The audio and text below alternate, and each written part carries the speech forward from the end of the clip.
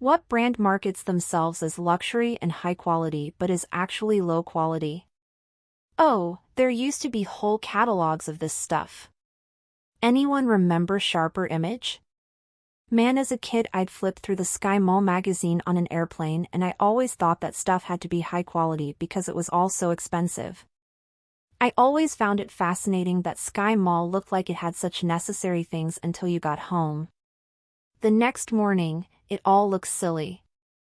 Except for the life-size Bigfoot lawn decoration. Still a necessity. When the hell did Champions stop being those clothes the poor kids wore when I was a lad? Same with Converse. I used to wear high-top All-Stars as a kid because they were sturdy enough to last till I outgrew them and cost like $10 to $15 on sale. Now they're too expensive to justify a strip of paper-thin canvas and zero support. I buy cheap-ass clones in white and dye them myself. 12 pairs in different colors costs about the same as 3 pairs at retail, lasts me several years, and I rarely wear the same pair of shoes in any given week. I've done it for decades now. They all wear down at roughly the same rate and you end up with several years of peak slightly distressed Converse. Why? I assume you're saying there's some kind of recovery thing going on that allows the shoe to recover from the wear and tear from the previous day? With leather shoes that's the case for sure, as they never get a chance to dry out fully if you are wearing them every day. Being wet both temporarily weakens leather, making it more susceptible to damage while wet, and strips the natural oils from the leather, making it more brittle and damage-prone even after it dries. I'm not sure if that wisdom applies to canvas or synthetic materials to the same extent, but I wouldn't be surprised if it did. That's it exactly. As Ime Shark stated, it allows the shoes to air and dry out completely. Moisture and sweat are bad for most materials that shoes are made of.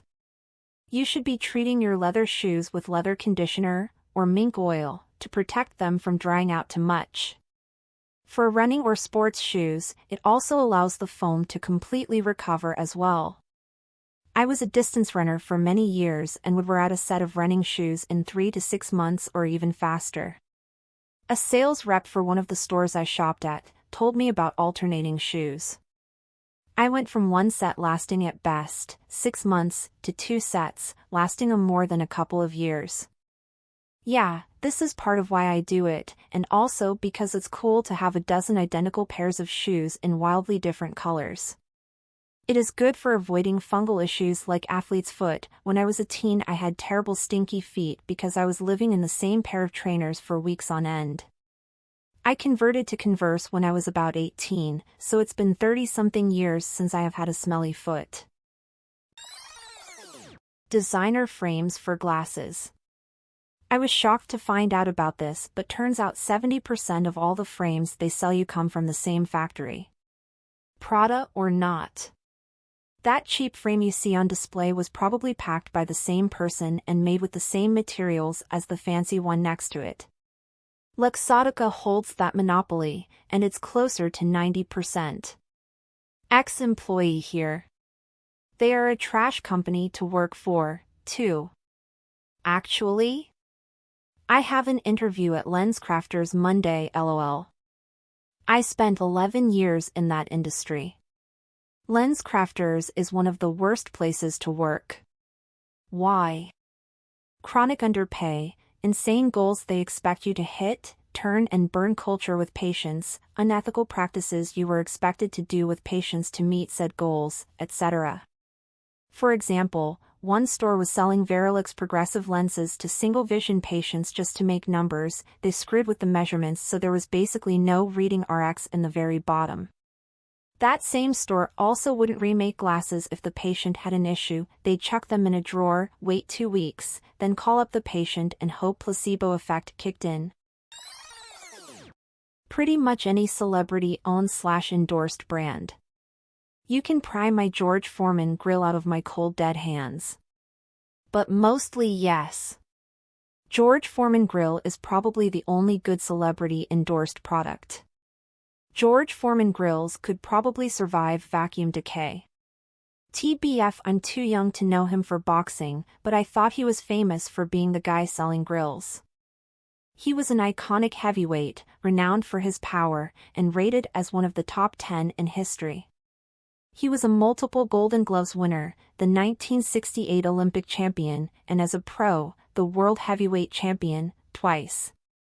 The second time he did it, he had come out of retirement and was 46 years old, the oldest heavyweight champion in history. He had a record of 76-5 with 68 knockouts. And went on to create a brand synonymous with ease of use, affordability, and durability. Especially that last part, a fellow in my neighborhood got on the news, making patties with the same grill he used to knock out a home intruder. Even well after retirement, Foreman adds to his KO record. Monster cables. For real, they don't taste nearly as good as Monster Energy. Still tingly though. Haul up now. If you have Monster cables or the Radio Shack cables from 20 years ago, those are actually really good, or at least they were.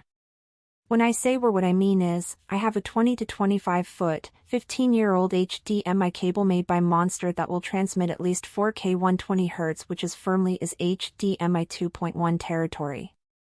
You won't find any other HDMI cable that can do that that doesn't explicitly say that it is 2.1 compatible, and I have had 2.1 cables of that length that wouldn't work right out of the package.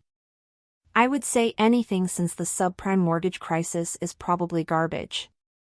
Edit, fixed words, also I agree with and upvoted the above comment. Also, for the 20-year-old cable, they had an exchange policy that if it can't support a new technology, you can get a cable that can for free. Their instrument cables were fairly good as well, low noise, and if one failed you could just take it back to the music store and get a no questions asked replacement on the spot. Monster no longer has in-store replacements. They have to be shipped to Monster along with proof of purchase.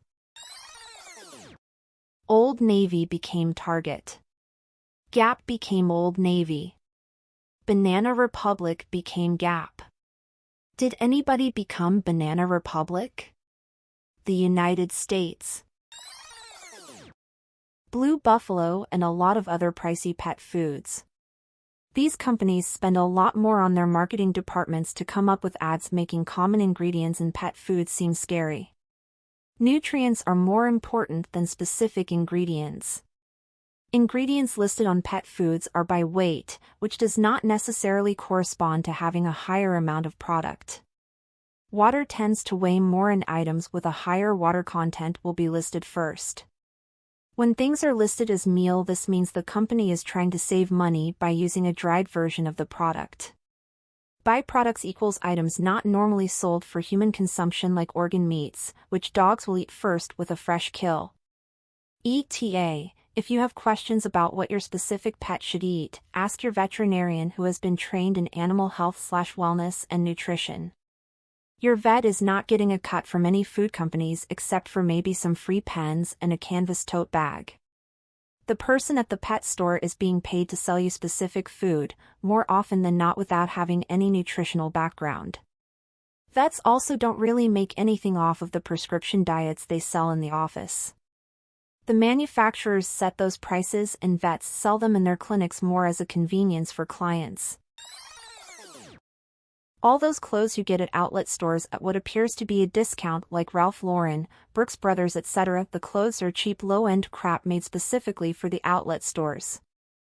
Gotta go the clearance rack and get the stuff the flagship store downtown didn't move quickly enough. Then it can be a goldmine. High-quality items for 1/5 price on the original tag. This I never bother to look at the name brands because it's fun and feels like a goldmine at the clearance racks. I was more surprised that I don't see more than a couple of people looking at the clearance racks. They even have slightly different tags than the clothes at the regular stores, so you can tell just from looking. For example, J. Crew outlet clothing tags have 3 dots under the label, but the clothes from the regular store do not. J. Crew and J. Crew Factory are basically 2 different brands. Some J. Crew and Banana Republic have some nice stuff if you find the holiday versions. I think they a medium to higher quality kind. Adriana Papel is crap, Trina Turk and Kate Spade is junk. Former J. Crew employee here. I actually worked at both stores. You can find some good quality stuff at factory that is on par with retail. For example, men's button-up shirts. Other than that, you can tell a huge difference in quality when you put two like items side by side. That being said, shop retail clearance. I can't believe no one has said it yet, but Lindt. Their chocolate isn't necessarily low quality, it's actually one of my favorites. But it always blows my mind how they've managed to make themselves stand out by giving the impression that they're all handmade and very carefully quality tested, when in reality they're just another chocolate mass producer with their big-ass factories and everything. Yes, good but not luxury, but I've noticed their truffles don't have as much filling anymore. Shrinkflation, I'm guessing. Wait, you mean they don't make that in copper pots by hand where the chocolate always moves in slow motion? Air is much cheaper to ship. Land Rover Range Rover worst build quality ever in a car. Owner of a 1991 Defender 110 and can confirm. The old saying is that they rolled off the production line leaking oil. On the upside, my model is so old that there isn't an onboard computer or mysterious electronic sensor to be found, which makes diagnosis and repair quite cheap and easy. Love it though, makes me smile. If you want to drive into the jungle, you drive Land Rover. If you want to drive out of the jungle, you drive Toyota Land Cruiser. Drove through the Sahara, literally just turned off the road and drove for hours through desert, and every car in the convoy was Land Cruisers. Badass cars. Grey Goose. Pretty genius marketing by them.